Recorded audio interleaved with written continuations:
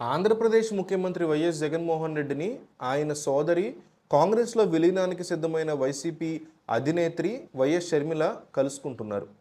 ఈరోజు సాయంత్రం 4 గంటలకి షర్మిల తాడేపల్లిలోని సీఎం జగన్ కార్యాలయానికి వెళ్ళి ఆయనతో భేటీ కాబోతున్నారు. ఇప్పటికే జగన్ షర్మిల మధ్య అభిప్రాయ భేదాలతో తెలంగాణలో వైఎస్ఆర్టీపీ పార్టీని ప్రారంభించడంతో పాటు కాంగ్రెస్లో చేరి ఏపీలో ప్రత్యర్థిగా మారేందుకు సిద్ధమవుతున్న నేపథ్యంలో ఈ భేటీ ప్రాధాన్యత సంతరించుకుంది. వైఎస్ షర్మిల తన కుమారుడు రాజారెడ్డి పెళ్లికి అన్న వైఎస్ జగన్ని ఆహ్వానించేందుకు తాడేపల్లి వెళ్తున్నారు. రీసెంట్గా ఇడుపులపాయలో తన తండ్రి సమాధి వద్ద రాజారెడ్డి పెళ్లి ఆహ్వాన పత్రిక ఉంచి ప్రత్యేక ప్రార్థనలు జరిపిన షర్మిల ఇవాళ అన్నకి ఆహ్వాన పత్రిక అందించేందుకు వెళ్తున్నారు. అయితే ఇది సాధారణ పరిస్థితుల్లో అయితే పెద్దగా సంచలనం అయ్యేది కాదు.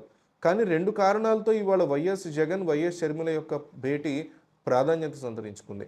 కాంగ్రెస్ పార్టీలో తాను చేరడంతో పాటు తన పార్టీ వైఎస్ఆర్టీపీని విలీనం చేసేందుకు రేపు ఉదయం 11 గంటలకి ఢిల్లీలో ముహూర్తం సిద్ధం చేసుకున్న షర్మిల ఏపీని తన తదుపరి క్షేత్రంగా ఎంచుకున్నారు.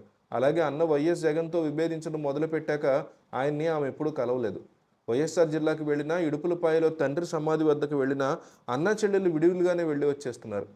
ఈ నేపథ్యంలో ఈరోజు వీరిద్దరూ చాలా కాలం తర్వాత కలవబోతున్నారు.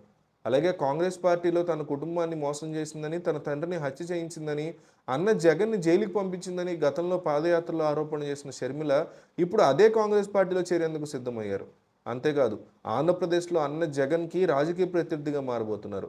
కీలకమైన ఎన్నికల సమయంలో కాంగ్రెస్ పార్టీలో చేరడం ద్వారా అన్న ఓటు బ్యాంకుకి గండి కొట్టేందుకు ప్రయత్నిస్తున్నారు. దీని మీద వైసీపీ నుంచి పెద్దగా స్పందన లేదు.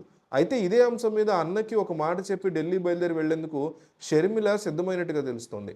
మరోపక్క ఆంధ్రప్రదేశ్లో పరిస్థితులు ఇంట్రెస్టింగ్గా మారుతున్నాయి. వైసీపీ తాజాగా ప్రకటించిన ఇన్ఛార్జీల మార్పుల్లో విజయవాడ సెంట్రల్ నుంచి సిట్టింగ్ ఎమ్మెల్యేగా ఉన్న మల్లాది విష్ణుకి టికెట్ గల్లంతైంది.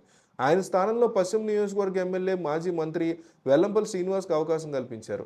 దీంతో మల్లాది విష్ణు అనుచరులు రాత్రి ప్రకటన రాగానే విజయవాడలో ఆందోళన దిగారు. మల్లాది విష్ణుకు టికెట్ ఇవ్వకపోవడం మీద ఆగ్రహం వ్యక్తం చేస్తూ వైసీపీ మీద నిప్పులు చెరిగారు.